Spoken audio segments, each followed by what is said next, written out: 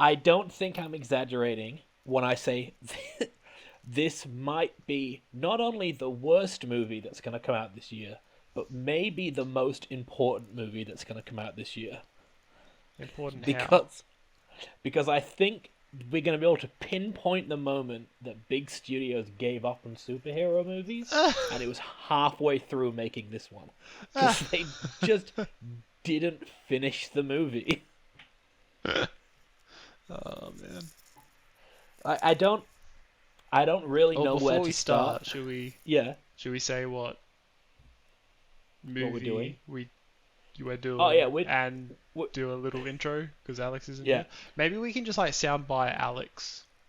Yeah, I'll just steal his. He'll be like, Yeah, "Hello, sports fans. Today we're talking about." and then just insert your voice just going, Madam Web.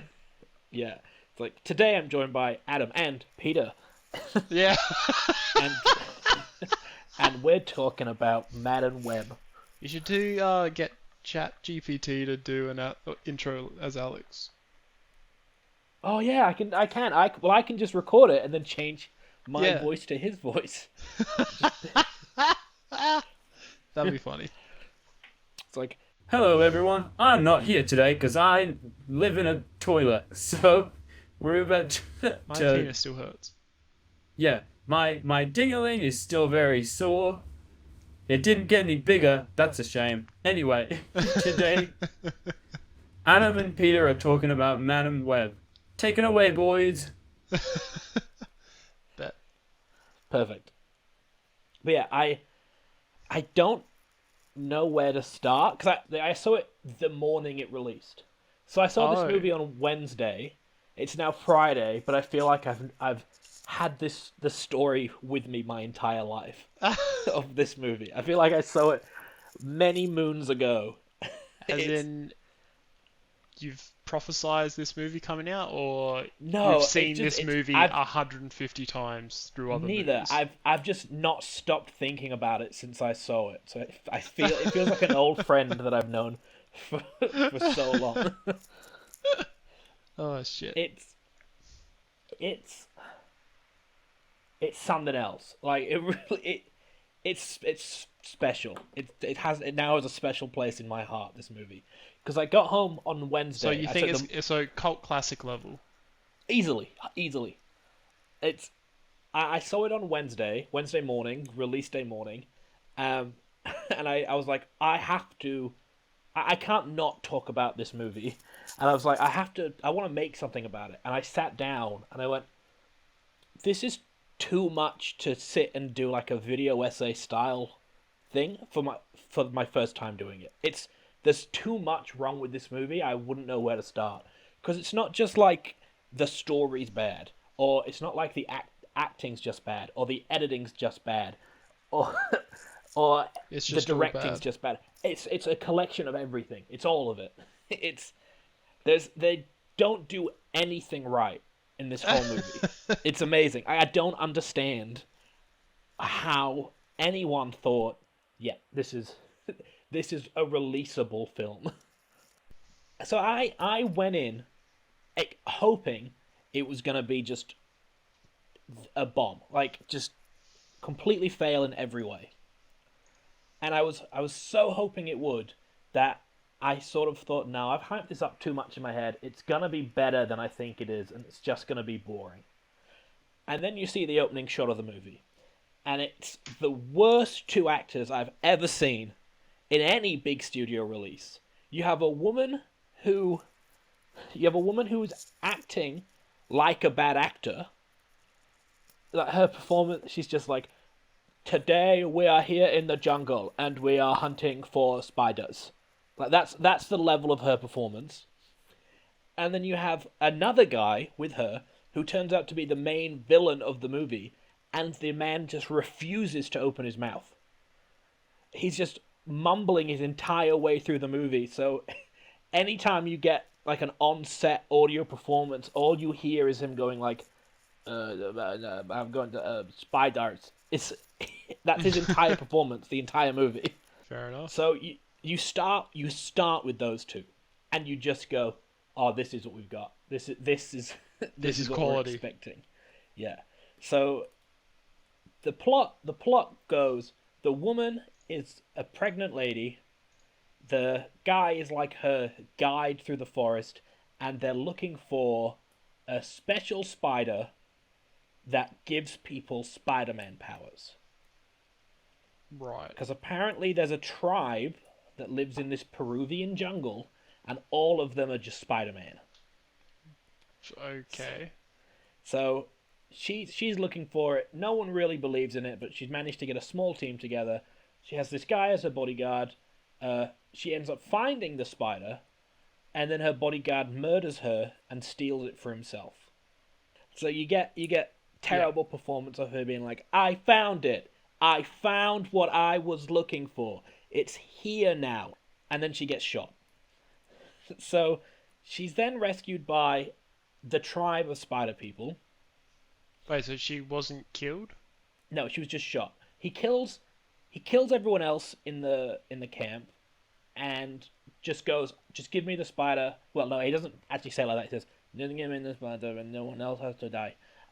And so she gets it. Oh, sorry, she gets shot This is by just a accident. recap, right? This isn't like a whole recount of the fucking movie.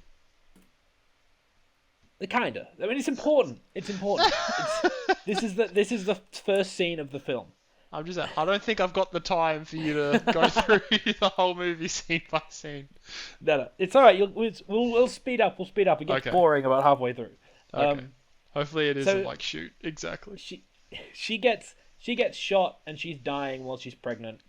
And this Spider-Man tribe of people, they rescue her. They take her to a special cave, and she gives birth to her baby because she was apparently like 9 months pregnant, hunting through the Peruvian jungle. Of But course. it explains why later. That sounds a perfectly normal thing to do. Yeah. So this spider tribe, they rescue her. The baby's born in a very awkward scene where she gives birth in this like hot spring or whatever. And then she like goes to reach for the baby before she dies. And the spider tribe don't like push the baby towards her so she can hold its hand. They just sort of stand awkwardly still. So you just have this dead woman flailing for her baby, and then she dies. And that's your opening scene of the movie. Next scene, 30 years later, it's the bump-in future of 2003. That's what we're told. And we see the baby is now all grown up, and she's a paramedic working for the fire department in New York. Yeah. Now, I was explaining this to Adelaide when I first saw it, and she went, "How?" Like, all she said was "how," and I went, "What do you mean how?" She said, "How did she get back to New York? If she was born in this isolated village of spider people after her mum and everyone in her mum's camp was murdered, how did the baby get back to New York?" There's no explanation. She just did. She got back to New York and put in the foster home. Don't question it. It doesn't matter. So she's now a paramedic firefighter in New York. You find out she's super awkward around children because the kid of this woman she saves tries to give her like a picture and be like, "Thank you for saving my mom," and she just looks the kid dead in the eyes and goes, "Why would I want this picture? Like, what am I gonna do with it?" And her partner, the paramedic partner, we find out is Ben Parker, Peter Parker's uncle, before Peter Parker was born. Oh, Yeah, that's kind of cool. it is, but it also doesn't really make any sense. It's just to get him in there. But that's a cool little tidbit. I guess it's a cool little extra thing. I Look, mean, man, he I'm trying to keep a positive, he's open played mind by about Adam this Scott. movie. There's the best thing about the movie is Ben Parker is Adam Scott, and Adam Scott is trying. That's it. That's the biggest compliment I can give the movie. I like Adam Scott in it, but I like Adam Scott in everything. I think everyone does. Yeah. So she awkwardly takes this piece of paper, and you're like, "Oh, she's awkward around children." The reason why she's awkward around children, and the movie tells you, is because she didn't have parents. I don't Okay. think that's quite how it works, Nope. but but sure. okay, movie. Everyone's things are different. So then we get a scene of her and Ben Parker eating what is obviously just 2-minute noodles out of Chinese food containers because they didn't buy real Chinese food. So they're eating the noodles, and we find out that Ben Parker's sister-in-law is having a baby. Guess who that could be? No idea. So he's like, come to the baby shower. And she's like, I don't really want to. I'll just get stuck with baby stuff. And he's like, no, it'll be fine. Which I thought was a little bit strange. Why would your brother-in-law be inviting his friends to your baby shower? But I also feel like this is one of those movies where they don't want you to... They don't want you to think about it? Yeah, like, don't question it. Like LA was saying, how did she get back to New York? No, don't worry about it. Don't worry about it. Yeah. It's just like, don't worry. It's just so she can works. have a... It's just so you can see that she's comfortable with the dudes, but then she has to go inside with the wives, and she doesn't like it. So backtracking a bit, she goes to rescue a guy. She gets him out of a car that's on a bridge, and she falls in the water, and she drowns and dies. She's rescued by Ben Parker, and he's like, well, you were down there for 3 minutes, so obviously you died, and I brought you back to life. And it's this event that triggers her Madam Web powers. Now, you're a paramedic, okay? You're on the job. You're in an accident, and you get very hurt, and die for a little while. Do you think that you can just go home after that? Probably not. No, but according to this movie, you can. All it takes is you saying, nah, I'm good. I'm fine. Which Well, I know maybe, is like... Maybe they're trying to rush the movie as well. No, yeah, they are. And like, I know that this is like, it's like a superhero trope thing where, you know, it's like, oh, the hero, you know, doesn't need help.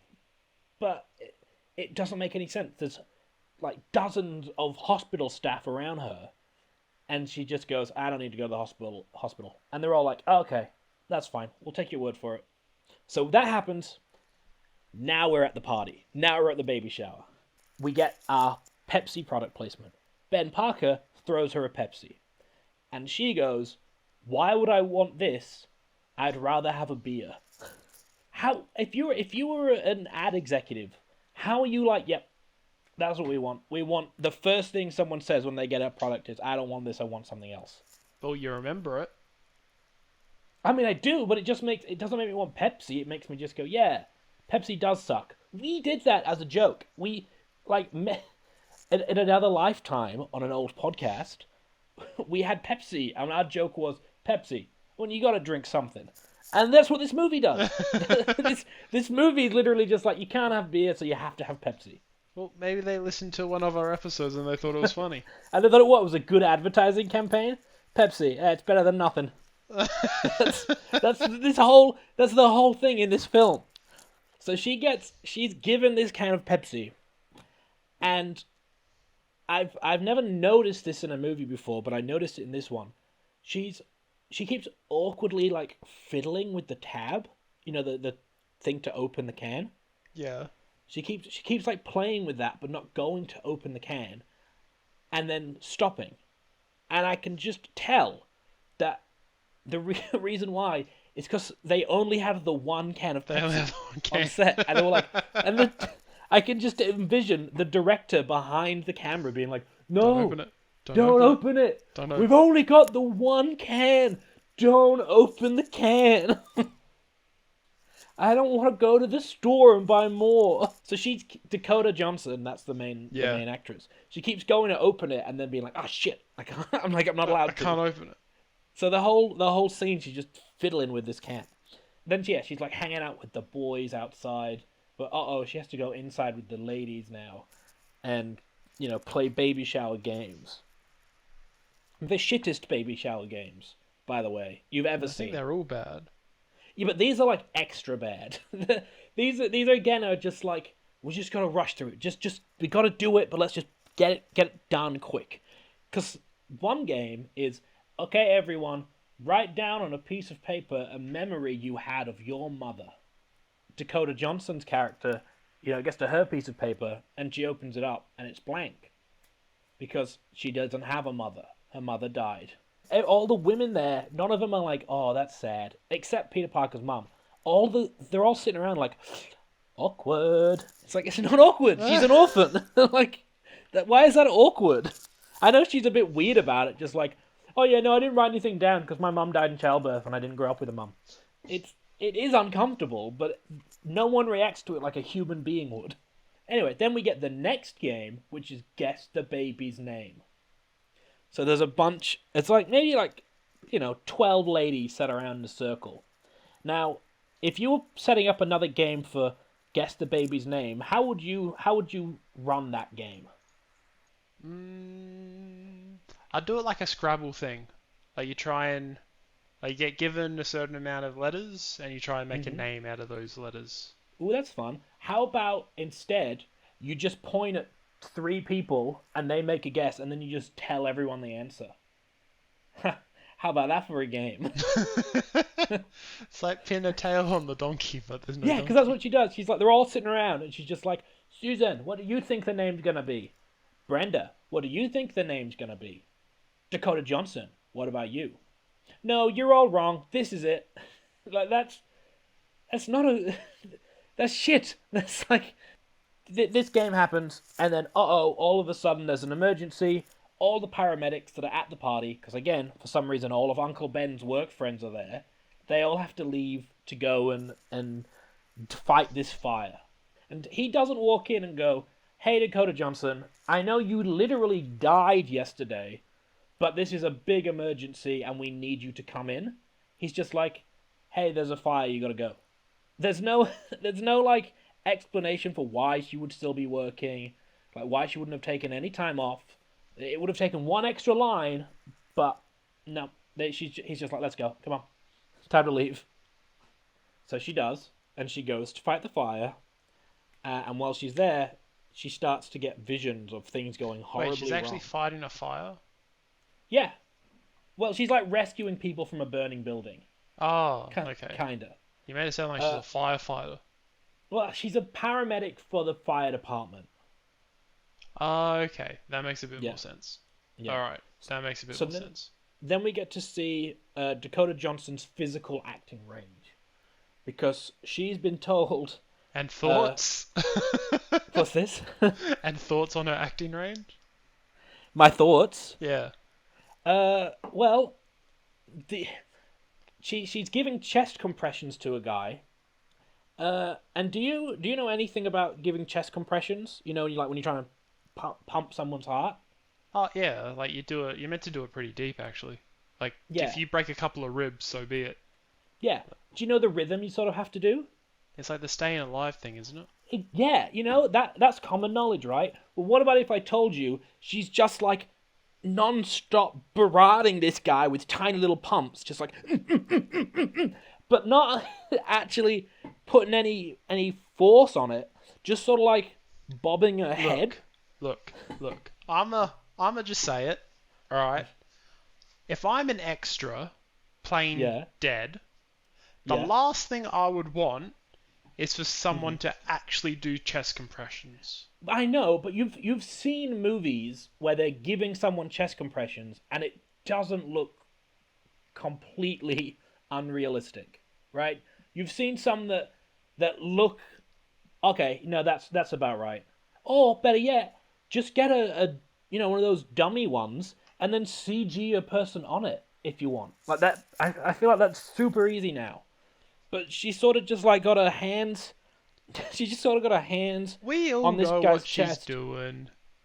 What's that? We all know what she's doing. She doesn't have to make it realistic.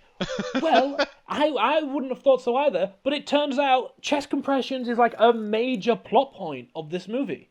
They keep bringing it up over and over again.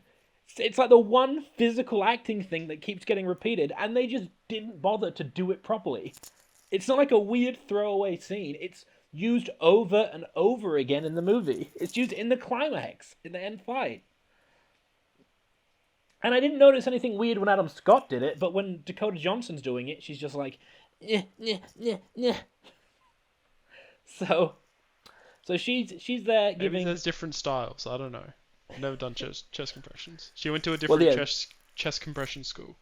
yeah. Well, she's giving chest compressions to this guy, and this is sort of what I was talking about when they didn't finish the movie, because this is a really weird editing choice.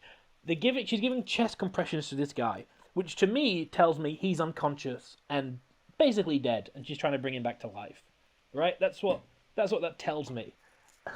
So she's pumping away, and then someone goes, Cassie, that's the character's name. Cassie, we need you, over here.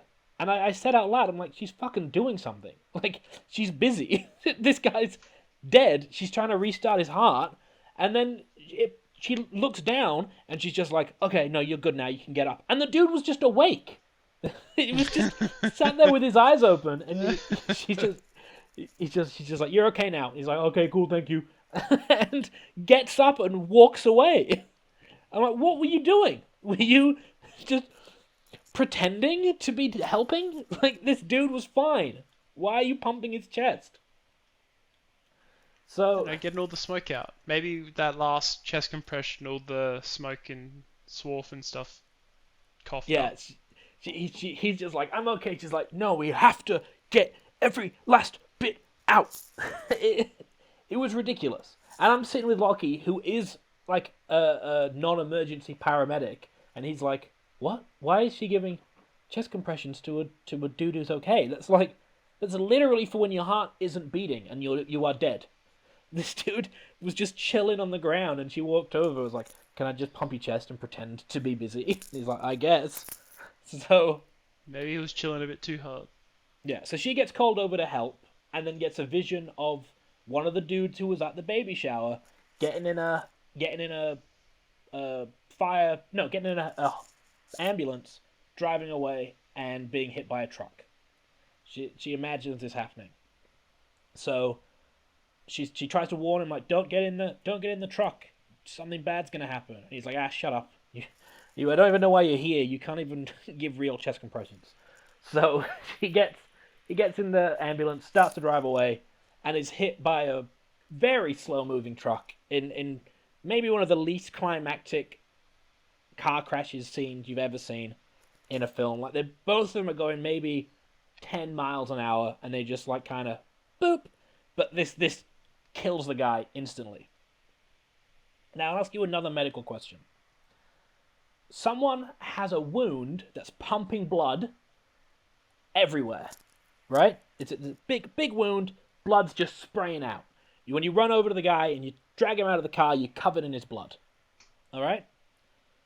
Yeah. As a layman, what's the first thing you would do?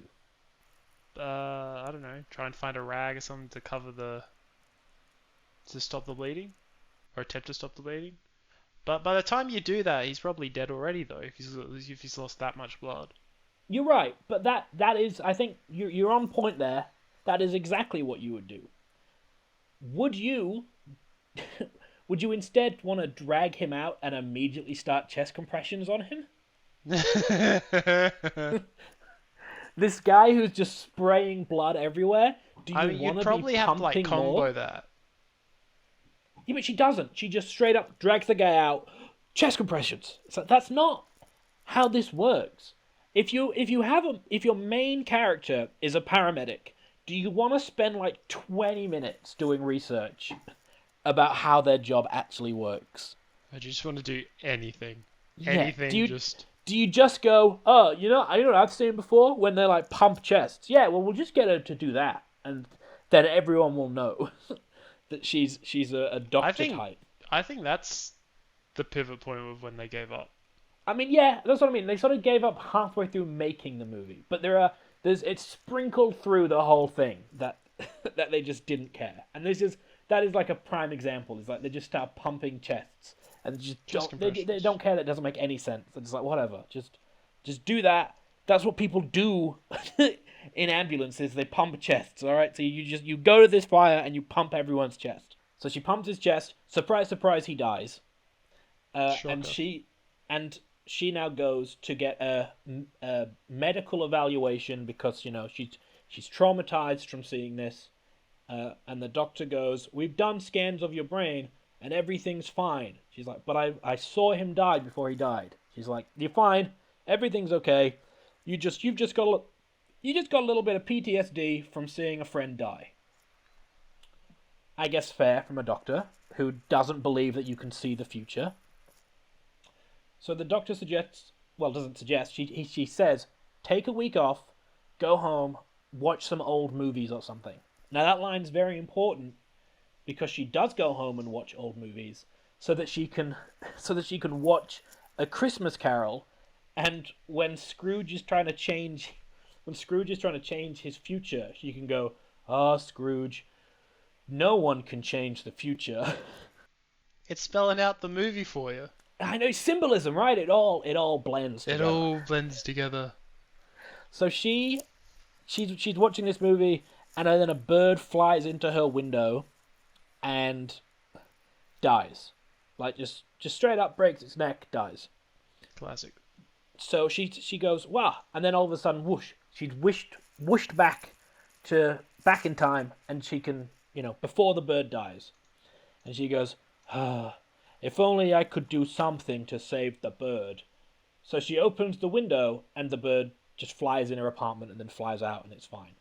And it's at that moment that she realizes, I can change the future. She's not going crazy. Okay. So then she decides to go to the subway. Not the sandwich shop, the train station. Couldn't tell you why she goes to the train station. It's at this point that I'm going to backtrack in the story a little bit. Because we've heard all about our hero, and now we're going to hear about our villain. The villain of the movie is the guy who shot Dakota Johnson's mum. Yeah. And he's now super rich. I don't know how. The movie doesn't tell you how, but he's like mega rich now. And seduces this woman who's the head of the CIA or something. And then he uses his spider powers to torture her, to get her to tell him the special codes for surveillance technology that they have. And the reason why is because every night he has a dream of these 3 spider women murdering him. So his motivation is, well, I have to kill them first before they kill me. He's not just imagining this. This really is apparently really going to happen. I don't know how he knows that, but he does. So he's managed to get this information out of the CIA woman. He's managed to get his assistant, who's like a tech genius, to implement it into his computer tracking system. And she's like, okay, so these are the people that you imagine in your dreams, and then you get basically a photograph of these people. So his description of them is like perfect, because it is them every day. Yeah, but if it's, I thought it was going to show like a police sketch or something, because he described it, but no, it's straight up like a photograph. And then she goes, okay, so let me take the masks off of them and let's de-age them 10 years or so, because in your dream it seems like it's 10 years in the future, because they dye his hair white in the visions to make him look older. Yeah. Even though they didn't age him in the 30 years since he got the spider, they didn't bother to age him between that, but they do age him 10 years in the future. Again, just sort of laziness. And so she takes the masks off these girls, de-ages them 10 years, and goes, whoa, they're like teenagers. I didn't expect this. They're not teenagers. The actresses are all, I believe, all in their 20s. Let me just double check that. But I'm gonna go on a limb. That's usually how acting goes. Yeah, but they don't look like teenagers. They look like women in their 20s. It's either here or there. In the movie, they're in their teenagers. And that's all that matters. Well, Sydney Sweeney, who plays one of them, she's 26. Another one is 22, and the other one is 25. So they're 26, 25, and 22. Meant to be teenagers. And I went, okay, she said teenagers, so I'm envisioning like 19, 18 maybe, because that's what they look like. I think they're meant to be 15. I think that they're meant to be like just out of middle school. It's off-putting because they don't look like children. They look like adult women. But the movie's telling you they're kids. Well, that's all they could find. I Is it can't tell if you hate this movie or love this movie. both? It's both. So this is where we get probably the peak laziness of the film. Everything I've said so far is really nothing compared to what I'm about to tell you. What they do, I know, it sounds pretty lazy from what you've been telling me. yeah. Oh, but this is the worst example. So I told you the main villain, he's a mumbler, right? He just quite obviously on set wasn't really delivering the lines. So they have to use ADR. Do you know what ADR is? No. It's basically where you record audio separately and then put it over the top of the movie. A lot of movies do it. And if it's done well, you don't even notice it. Like, I think I read the entirety of the first Star Wars movie was ADR. So the voices and the actual acting were recorded separately and then put together. You didn't notice that in Star Wars. Yeah. Because it's done well. In this movie, I think they decided to do mostly on-set audio, which you can do pretty well if you're in a room. If you're outside, no luck because it's just going to sound like wind, right? But if you're in like a studio set, and you've got boom mics all around you, and you got high quality microphones, maybe close to the actors' mouths, you can get pretty good audio recording, and it just saves time and effort. Yeah. So I think they were doing that for most of it. But this guy's performance was so bad that they had to ADR his performance later on. And again, this isn't something that's super uncommon. Sometimes you might not catch a particular actor's audio perfect, so you have to get them to replace it later. But what you do then is you try and match the audio you recorded separately to the audio you recorded on set. So when they're in this sound set, this woman's voice, this tech wizard's voice, she has a bit of reverb to it. You know what reverb is? I feel like I do, but maybe not. It's definitely where- heard that. It's word where before. it's where if you're in a room, the sound bounces off the walls, so it creates almost like a mini echo effect. Yeah. It's like where if someone's talking to you while they're shitting, you can tell because they're in a bathroom and it's like got this weird echo effect going on around it, right? Yeah. So she has a little bit of reverb to her voice because she's on a soundstage. When the guy's recording his audio, he's in a booth with padding all over the walls to get rid of reverb. So it's completely crisp, clean, flat audio. So what you do is you take his audio, you put it in an audio program, you press one button, and you add reverb to it. They didn't do that. They just left it as it is, completely basic audio from a sound booth. So you have this woman sat there with a little bit of reverb, like, okay, so I've just tracked down the girls. Oh wow, they look really young. And then this guy's voice out of nowhere comes in, like epic voiceover trailer guy, like, okay, well, I'm still going to hunt them down anyway. Whilst played over his mumbling mouth, so none of it matches up. That's a scene in a Hollywood studio released film. I couldn't believe it. It blew my mind.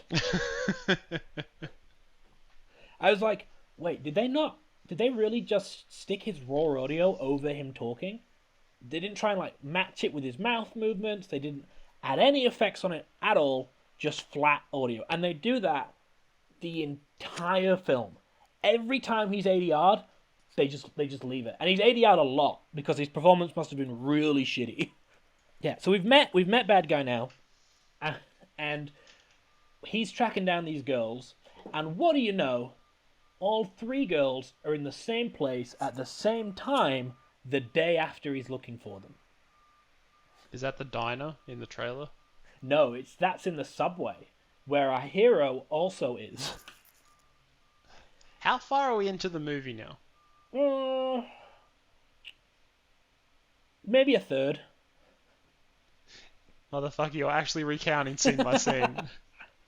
So, We've been recording for 40 minutes. You got to get better at recapping, my guy. This is ridiculous. But there's so much I wrong don't with have the movie. time for this. There's so much wrong with the movie. This was going to be a half-hour podcast. But We're there's going to have so to do much this in wrong two with it. pieces. But wait, there's more. So Oh, I know, because we're only a third in.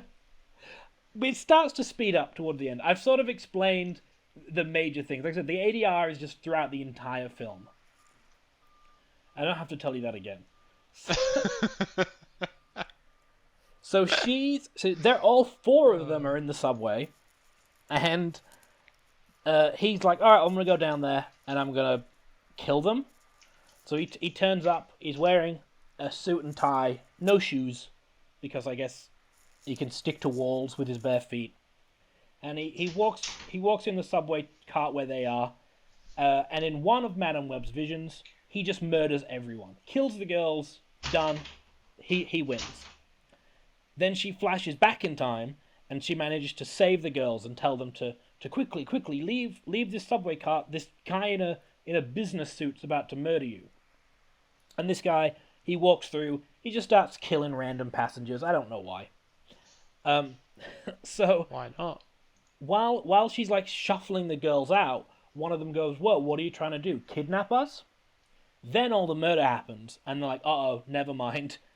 You're protecting us from a crazy man." Then, after already like alerting everyone to who he is and killing a bunch of people, the guy decides to put on his rip-off Spider-Man suit and wear that instead. Now you may ask why, and I can tell you why. It's because the scenes where he's crawling around on the ceiling would have been too hard to edit with a real person, so they just make him a CGI Spider-Man to do that. It doesn't make sense why some scenes he's not in his costume and other scenes he is, and he just flicks back and forth. Like, 1 minute he's wearing it, then he's not, then he is again. Just changes it on a whim, and it's just to make the CG budget smaller, I think. Yeah. So anyway, he goes on a murder spree in the subway. They manage to get away, like get a few trains over, and they're like, "Ooh, there's the exit. Ooh, and there's some police. They'll be able to help us, because this guy's just gone on a rampage." The police then go, "Hey lady, you're under arrest. One of these girls said that you were trying to kidnap them." I'm like, how did you hear that and not notice the man murdered about a dozen people right after she said we're being abducted? Again, just laziness, because now Dakota Johnson's a wanted criminal for kidnapping these girls. Yeah. But you want to know how she gets away? Plot armor. Pretty much. The police start putting her in handcuffs, and before they can finish, evil Spider-Man runs in and just murders all the police officers so that she isn't handcuffed and can run away. So he kind of screwed himself out of an easy W right there. As part of their getaway plan, they run up out of the subway, find a New York taxi cab, steal that, and then drive into the woods. Where are these woods in New York City? I don't know. But there are woods somewhere. Not Central Park, like woods next to some highway out in the middle of nowhere. Yeah. I don't think New York City has that, but I'm not an expert. But it doesn't quite sound right to me. Then they're now in this forest and are still questioning Madame Web, even though they've seen a crazy man climbing on the ceilings, murdering people around them to try and get to them. They're still being like, "Oh man, like this is so lame." Again, it's a bunch of 20-somethings, I guess, trying to act like 15-year-olds, and that's the only way they can think to do it. So just just for a reference, you have Dakota Johnson, and then you have the 3 younger girls. Younger. I'm going to put that in quotes because I think there's probably only about 3 years separating them. You've got the blonde shy one, you've got the sassy black one, and you have the smart Latino one. That's it for characters in this movie now. We've met them all. We've met them all. So we find out that all these girls are kind of orphans, kind of. Like the Latino one basically goes, well, yeah, I live by myself. My father, he got kicked out of the country because he didn't have his papers, and I've been living by myself for 6 months. Don't know how she's been surviving for 6 months by herself as apparently a 15-year-old girl, but all right, she has. The blonde one has... Her father got divorced from her mum, and he remarried, and apparently now her dad and her stepmom hate her. So she's now classed as an orphan because of that. Okay. I feel like if she's meant to be 15, I feel like maybe she's just being a bit angsty, and she's maybe exaggerating how much her parents hate her.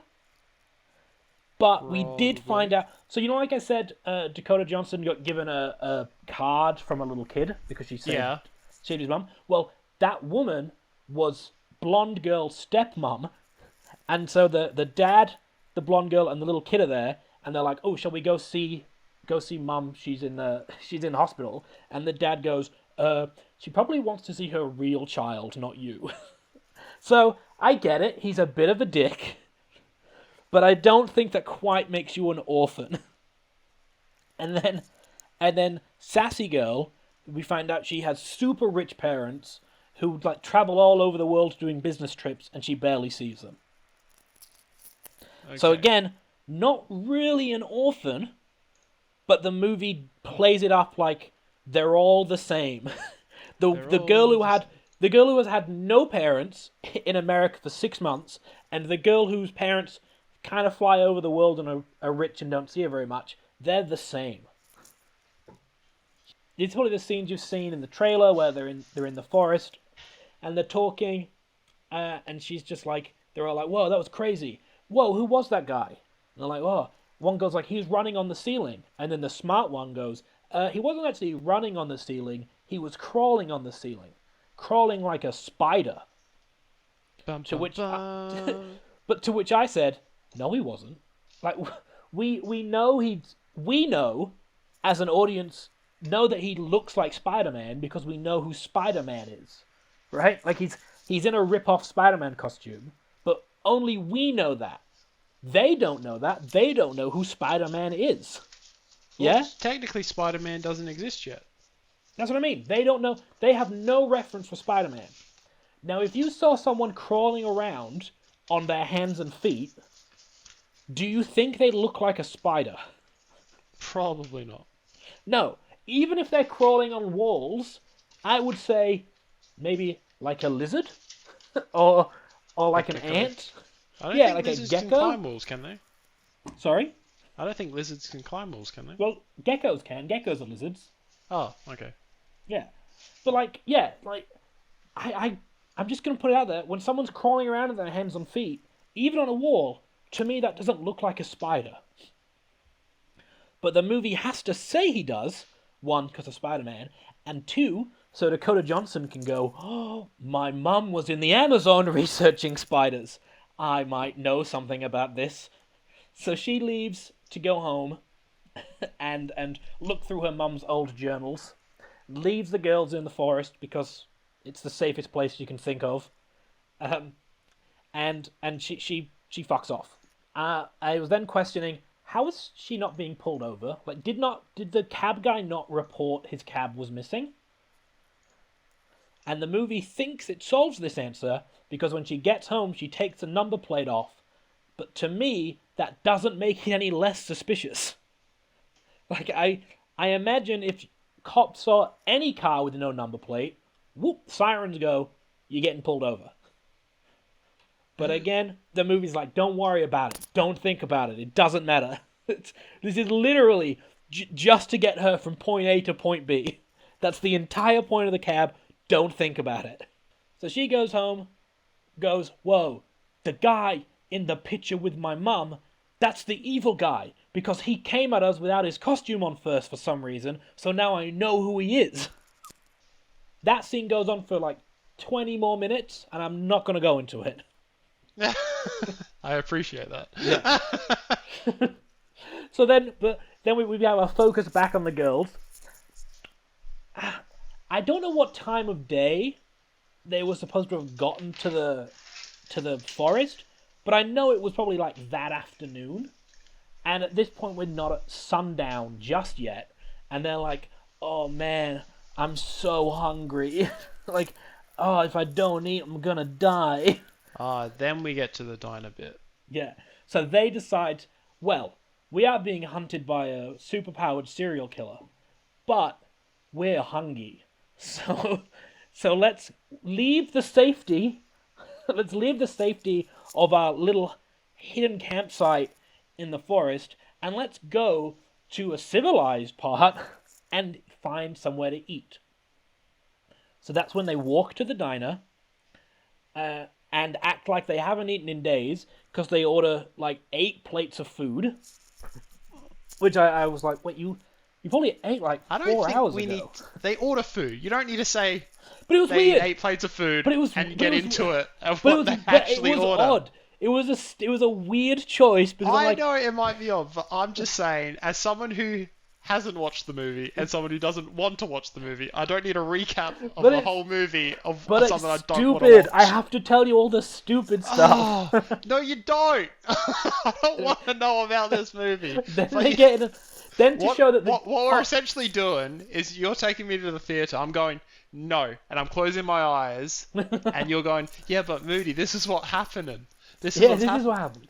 So they walk, as they're walking to the diner. Oh, you're killing me, son. You're killing me. You're absolutely killing me. As they're walking to the diner, you get like this epic build-up. It's a Britney Spears song, but it's played in a way sort of like when the team gets together and they start fighting the bad guy and they're all working in tandem, and you have this like epic build-up of music. But all that's happening is they're walking through the woods and they see a diner. And then the music stops. I was like, what? Why did they play the epic battle music during them just walking around? And I think it's because the scene would have been silent without it, and they were like, we'll just put this music in there. Otherwise it'd be weird if it was quiet. So they get to the diner. They must have had a 2-for-1 on Britney Spears songs, because they start playing a second one in the diner. And the shy girl sees a bunch of cute boys in the corner. So they go over and they start talking to the boys, and, you know, they're meant to be keeping a low profile. So, of course, they obnoxiously jump on the table in the diner and start dancing to the music. Which, just even in real life, what an asshole. Like, if I was at, I don't know, a cafe, and all of a sudden these teenage girls started jumping up on the counter dancing to Lizzo, I'd be like, sit the fuck down. Get down. So they're dancing, drawing a ton of attention to themselves. Obviously, someone sitting there goes, hey, wait, I heard on the news that 3 girls matching that exact description were abducted. I'm going to call the cops. Evil Spider-Man hears this on his surveillance thing, goes, oh, well, this was easy, I found him, and goes to go murder them there, because they've done themselves no favors. No. Luckily, guess who turns up right before Evil Spider-Man does? Madam Web. Johnson. Yeah, Dakota Johnson. Yeah, Dakota Johnson is Madam Web. Oh. Yeah, you called it. Okay. She went to the campsite, it was empty. Where'd the girls go? Here's an empty packet of chips, the only food they had. It's sitting here. So what if I walk in that direction? But, like, if you saw a piece of litter on the ground, just in the campsite, would you sort of not assume maybe it blew away in the wind a little bit? you wouldn't go, oh, they're definitely in this direction. I'm going to start going that way. So she walks through the woods herself. Maybe she sees that they're litterers as well. They jump on tables and they're litterers. Well, she is, but I don't know how she knew where they were. All she saw was an empty packet of chips on the floor and went, they must be northeast. Sometimes that's enough for a clairvoyant. So all you need. Well, no, it's enough for the movie to go. Just doesn't matter. It doesn't matter. That's what I'm saying. She knows where they are. It doesn't matter. That's all they needed. So she starts to walk towards the diner. Gets there, sees them being little assholes, and goes. So are we halfway into the movie now? We're past halfway. Now we're past halfway. Okay, because we've been talking. Well, you've been talking about this movie for an hour now. But we have this. Then like the next 20 minutes, they just play the beginning again, so I don't have to tell you that. Okay. So anyway, she gets there. Evil Spider-Man gets there. He kills them all because he's better than them because he's Spider-Man. And it turns out, the whole thing was a Dakota Johnson vision. Yeah. It wasn't real. Yeah. So instead of now walking to the diner, she gets in a car to drive there to get there quicker. Except she doesn't get there quicker. Evil Spider-Man beats her there. So she drives the car through the wall and hits Evil Spider-Man with it, and they all get away. She then decides, okay, I need to go to Peru because my mum was in Peru, and I'm sure I can find something out there about this spider guy. Because they are now convinced he's a Spider-Man, and she's convinced it has something to do with her mum's, adventures. Yeah. So she goes, hey, Ben Parker, can you look after these 3 annoying brats? I'm going to go to Peru. And Ben Parker doesn't go, hey, Cassie, I know you went through a lot yesterday where you saw someone die the day after you also died, but maybe we shouldn't take in these 3 girls that you've quite obviously just stolen. Because that's what the police are saying. He goes, okay, Cassie, I believe you. I trust you. I'm going to go, and all 4 of us are going to go stay with my sister-in-law. So they go and stay with Spider-Man's mum. There could have been a super easy scene of Ben Parker seeing Evil Spider-Man, and that would make him believe her. But they don't worry about it. Too complicated. Get to where we need to go. Do the, whatever. Yeah, just we need to move it along. Come on. So she goes to Peru. They show the intro again so we can all see it.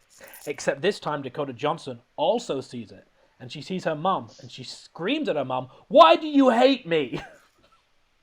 Which I was like, whoa, I didn't get that vibe. Like, were we meant to think her mum hated her? Because that's not what I thought. Turns out, her mum didn't hate her. She was looking for the spider thing because Dakota Johnson had a birth defect, and the spider venom was the only thing that could fix her. So Dakota Johnson forgives her mum. And she gets all this because she meets the spider tribe and she goes in the same pool that she was born in and she has like a vision quest. And the head guy of the Spider-Man tribe goes, by the way, the only man that they show, because they couldn't be bothered getting more extras and putting them in costumes, they just got one guy to represent the whole tribe. Classic. He just goes, yes, and now that you know this, you can unlock all your powers.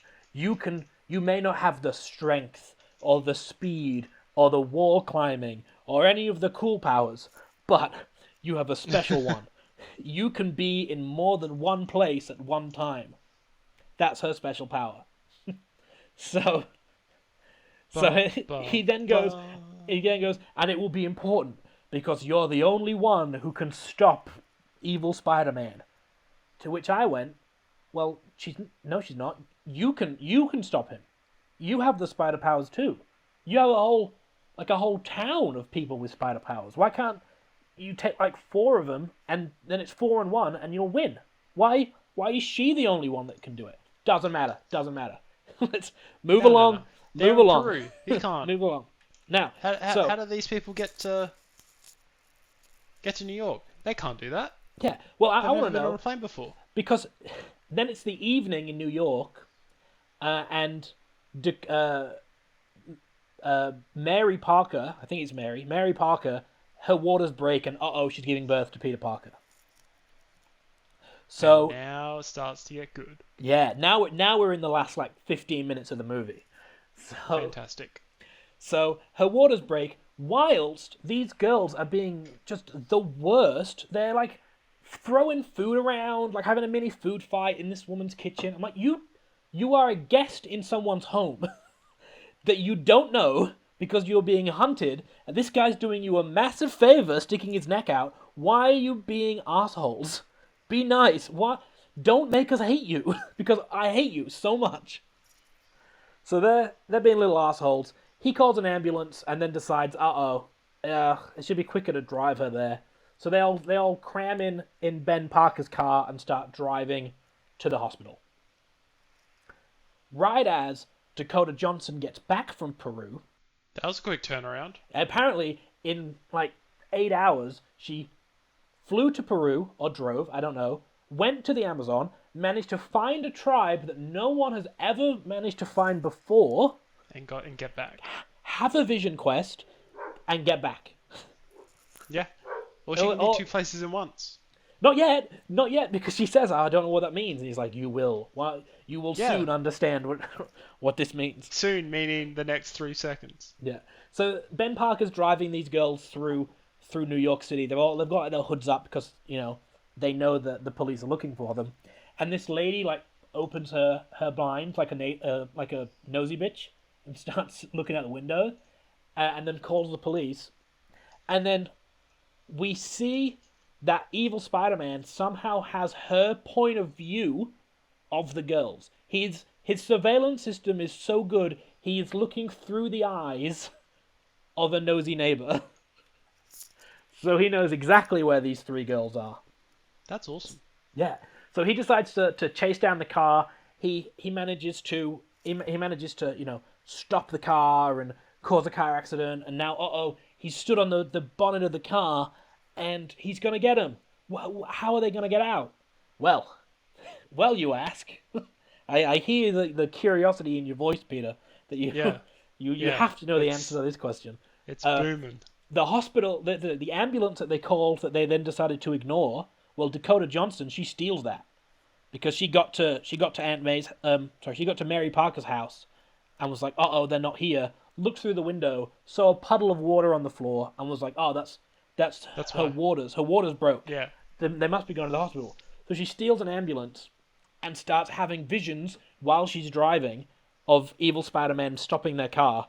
So she, instead of chasing directly after them, goes into a multi-story car park and drives off the roof of it to try and knock evil Spider-Man off of the car. Yeah? Do a T-bone situation. Yeah. Now, but I want to ask you, just use a little bit of physics knowledge here. If evil Spider-Man it would work. If evil Spider-Man... I've done the math. It would work. No. If evil Spider-Man is superhero posed on the bonnet of the car, right? He's there. He's crouched down. He has a bomb in his hand. I don't know where he got the bomb from. Doesn't matter. He has a bomb now. So he has a bomb in his hand, and he's crouched on the thing, and this ambulance is now flying towards the car. How is she going to angle it so she hits him but doesn't hit the car? I don't think she can.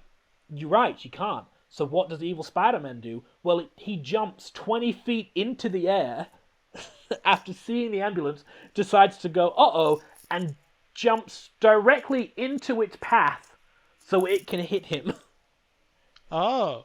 Yeah. Amazing stuff. So she manages to knock him away. She's like, Ben, take Mary to the hospital. You go. Girls, you come with me. Get in the ambulance. I know exactly where we can go because I'm having visions. So then we get our second piece of shitty product placement because they go to the Pepsi factory. And what they say about the Pepsi factory is, this place is disgusting and dilapidated. Why are we here? I'm like, you're not painting Pepsi in a good light. That they make their products in sewage. But whatever. Pepsi must have okayed it. So they decide to set off flares in the Pepsi factory because she has visions of flares firing around, and that distracts evil Spider-Man. Turns out they start destroying the entire factory because the whole thing was made of rotten wood and rusted metal, and it starts to collapse. But they all climb to the roof. They do not like Pepsi. I think they just fucking straight up hate do not like Pepsi. Yeah, Pepsi. It's shitter than beer, and they make it in they make it in an old shoebox. So they all climb to the roof while this building's falling down around them, and evil Spider-Man follows them up, and he knocks all three of these girls like off the main part of the roof, and they're all like dangling there, and he starts to confront Madam Web, and he goes, "What are you gonna do? You can't be in more than one place at one time." Well, do you remember 10 minutes ago in the movie where Peruvian Spider-Man said that she could? Well, now she can, and she astral projects herself to help all three girls, and she starts to help them up, and this is meant to be the big climactic moment where she's using her powers, and she does kind of save the girls, and then evil Spider-Man just walks up to her and pushes her over, and she falls down. and her powers stop working because now she's fallen over. Yes, I love that. And that's that. That's it. That's like the big climactic moment of the movie. He just goes, "Nah." No. But it's not played for laughs. It's meant to be played for this like big dramatic. Oh no, evil Spider-Man's still coming. But it just looks so stupid because he just walks over and goes, "Fuck off." No, that's great. She falls over. Great. So the girls are okay. They're sort of stumbling a little bit, and these two are now further away. They've climbed up onto the Pepsi sign. There's like a big metal sign that says Pepsi on it. And they're walking along that, and she has visions of the Pepsi sign falling over towards them, so she gets evil Spider-Man to walk in the path where it's going to fall.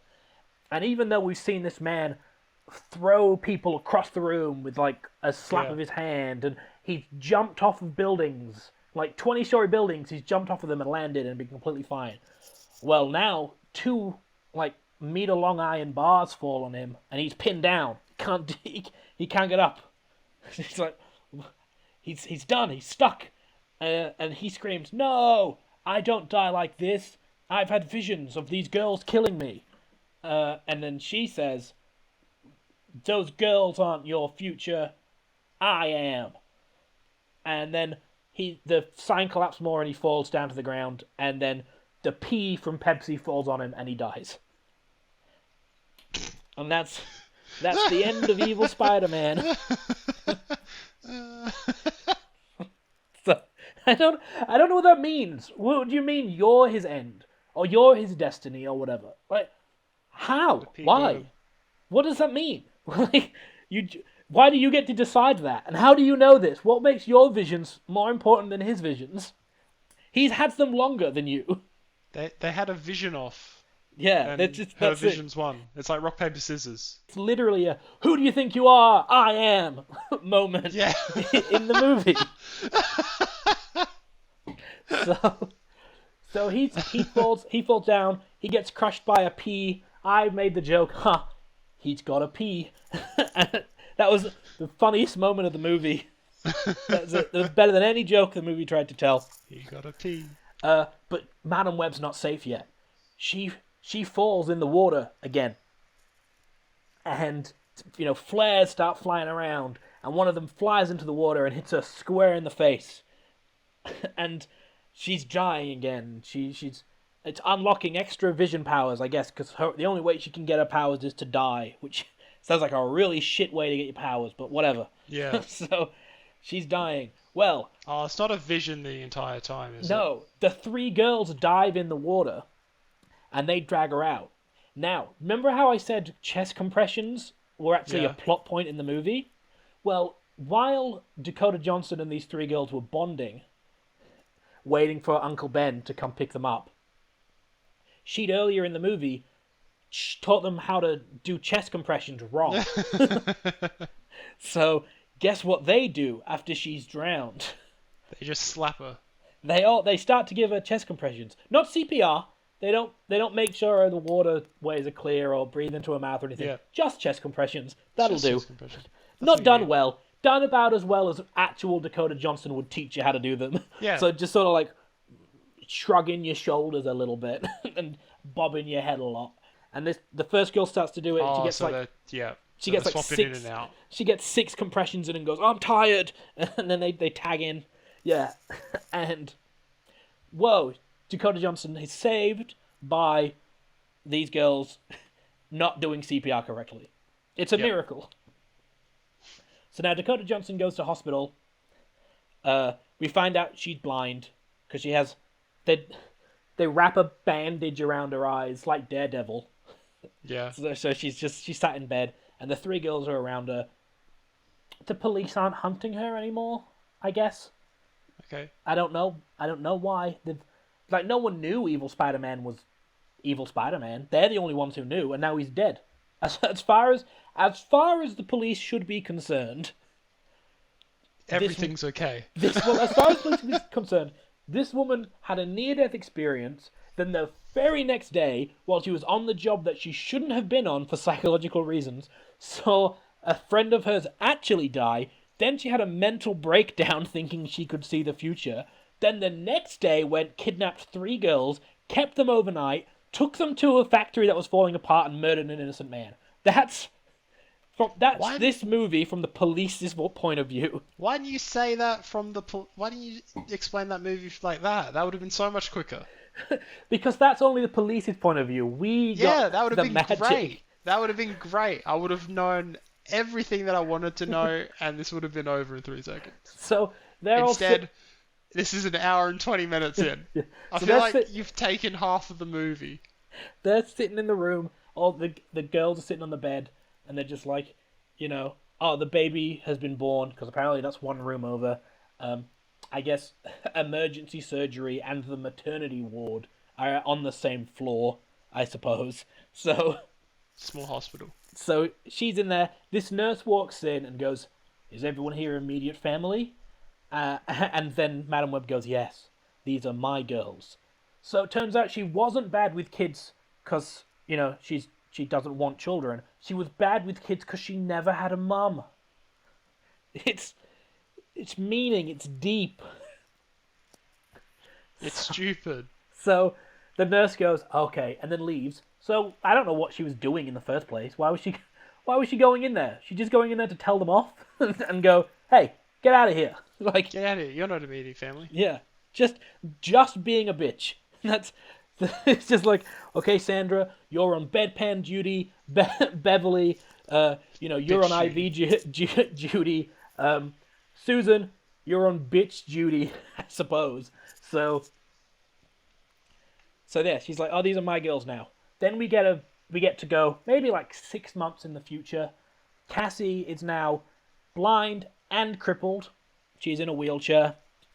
In a much nicer apartment now that she's got no job and was probably fired for being a criminal, but again. Well, she's got 3 daughters that can work now. But they're 15 years old. They go to school. Nah, they can work now. I don't know, but... Put her in to work. Yeah, and they come in and she's just like, she has now adopted these 3 girls. I know one of them, like, didn't have parents. The other 2, maybe definitely it was the did. rich people that were like, "Oh, thank fuck. Here, take her. Here's some money." Yeah, they definitely had parents, but she has stolen these girls. So I don't know which judge allowed this. It all comes together. Yeah. So I see that you kidnapped these girls, convinced them someone was trying to kill them, murdered that man, and now you want to take them home with you. He's like, "Yes, Your Honor. I see no problems with this." No. So then Sounds just like a comic book movie. Yeah. So she's completely blind, but her clairvoyance is like crazy. So she can see, I guess, like Daredevil, because she knows what's happening around her, and she's just like, "And I see the future. You are all gonna grow up into spider people." And then we get a shot of these 3 girls with different spider powers flying through the city, while Madame Web's astral projection ghost is flying after them in an attempt to set up a movie that is now never going to happen. And then, cut to credits. What was the song for the end of credits? I don't remember. Maybe it was Britney Spears' "Toxic" for a third time because they play it twice. I don't remember. That's fair. Are you gonna ask me what the end credit scene was? No, I don't care. Well, but what I will tell you, or ask, how much do you think? Because I was googling. Yeah. What do you think the budget of this movie was? Well, before you do, I will tell you about the end credit scene. Oh, I said I don't want to know. Well, you're gonna be pleasantly surprised. They didn't even bother to do one. Do you remember when I told you they gave up? They didn't even bother doing an end credit scene. They probably knew. I've never seen that before. This is a Marvel. I know it's not really Marvel, but it's Marvel adjacent. This is a Marvel superhero movie with no end credit scene because Sony went, well, what do we have?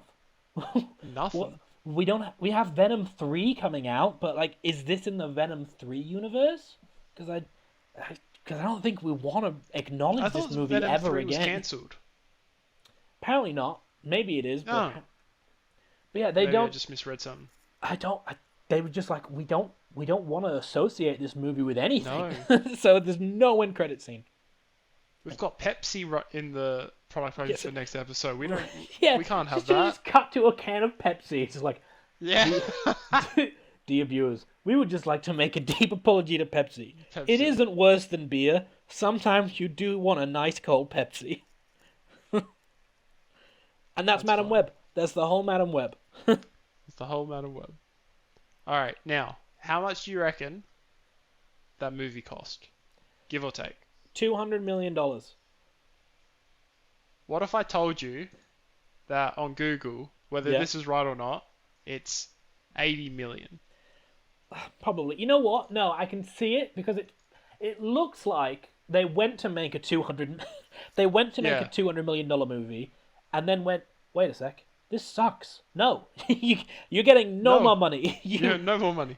It's just like, you're not. It doesn't matter. We can't. If we pump another 800 million in this thing, it's not going to make us anything else. No one's going to go see it.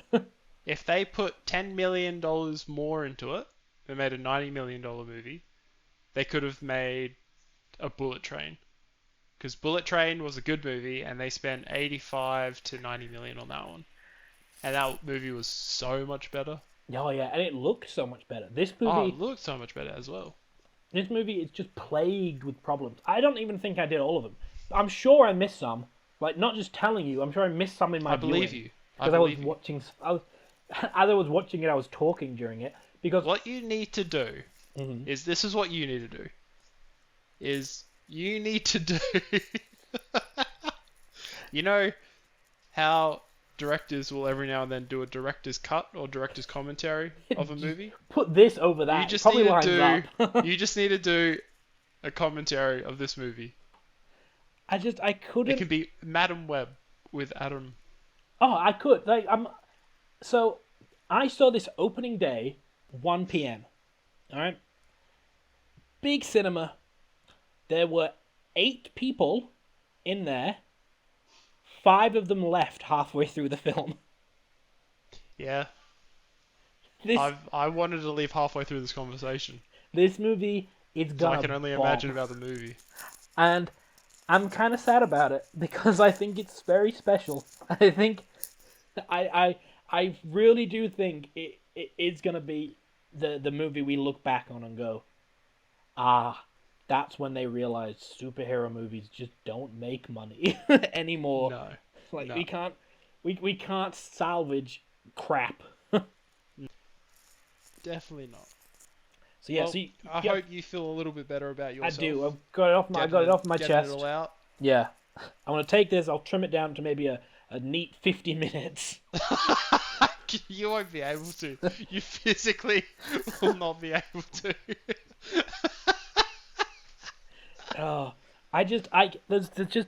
can't get over the... Nearly an hour and a half. I can't get over the the lack of effort in editing, the lack of effort in acting, because everyone's terrible in this movie. They're all like, oh no, we're going to be killed by a bad man.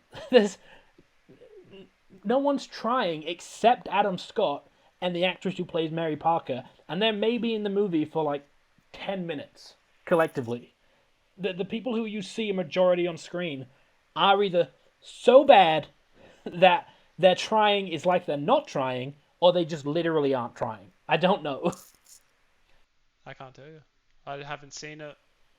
I would recommend it. I mean, you don't have to now, Well, yeah, I don't have to now. You've just told me the whole movie. but I would recommend Although, it. to be fair, I feel like you explaining the story is much more painful than me watching. At least if it comes out on stream, I can at least fast forward. Here's one last example of the terrible decisions they made. When you have an action scene, does anybody like shaky cam? Oh, they did the shaky cam. Well, Oh no. well. Let's sound funny. Does anybody like shaky cam? Oh, not the shaky cam. Well, what if I told you that they didn't use a handheld camera? They used cameras on a tripod, but then digitally moved the cameras around in editing and added digital zoom in to give you the effect that they were using a handheld camera when they actually weren't. Why? Why? I don't know. Why? I don't know. And they just seems they did it lazy. They didn't lazy because if you pan a camera over to try and make it look like shaky cam or handheld camera, if you pan it over, you have to add slight bumps in the movement because no human being can move the camera in a perfect line. You know what I mean? No. There's gonna be a little bit of shake when they're doing it. But when you edit it that way, you can make it go in a perfect line. So they did. So it looks like Uncanny Valley handheld camera. They couldn't even do that right. What'd you say? When is shaky cam gonna leave? That's what I want. But it wasn't real shaky cam. It was they were fake. trying to mimic shaky cam. They were trying to mimic shaky cam because they hadn't used shaky cam. So instead of just showing the shot, don't use shaky they cam. No one digitally pan it. Oh my god! And they obviously filmed this movie in 30 frames a second, right? Yeah. Now, when you film something in more than 30 frames a second, you can slow it down, play it in slow-mo, and it still looks smooth, right? Yeah. Yeah, because we see in 24 frames a second, so if you film something in 60 frames a second, play it at half speed, it's in slow motion, but to us it looks smooth. Yeah. Yep. They obviously filmed this in 30 frames a second, and then, just once, in that rooftop fight scene, decided they wanted one of Madame Web's fight moves to be shown in slow motion. So they took the 30 frame per second shot and played it in 15 frames per second. So it's this jagged like shot of her moving around, and it looks like arse. That's great. I have never ever seen a movie dare try that. Maybe they're just trying to reinvent the wheel. Well, it's because they had written in their script, action scene, several of Cassie's moves shown in slow motion, and they had that written down, and then they filmed it and went, we didn't film it with a camera that could do that, and like, it's written in the script, we got to do it at least once. So they were like, oh, okay, cool, and it's a blink and you'll miss it shot. It's maybe like 2 seconds, but it just jumps out at you because I've never seen a movie just go 15 frames per second and then back to normal. The hubris of these people to go, nah, this is done. This is finished. This is fine. We did it. We made a movie. It's like you. Yes. You didn't. You made a movie. This that is exactly what you've done. This woman does not have a theatrical release to her name because she didn't finish the theatrical release. She just got like 3/4 of the way through and went, whatever, good enough. Put it out. I think I cannot believe this is a movie, and I might go see it again.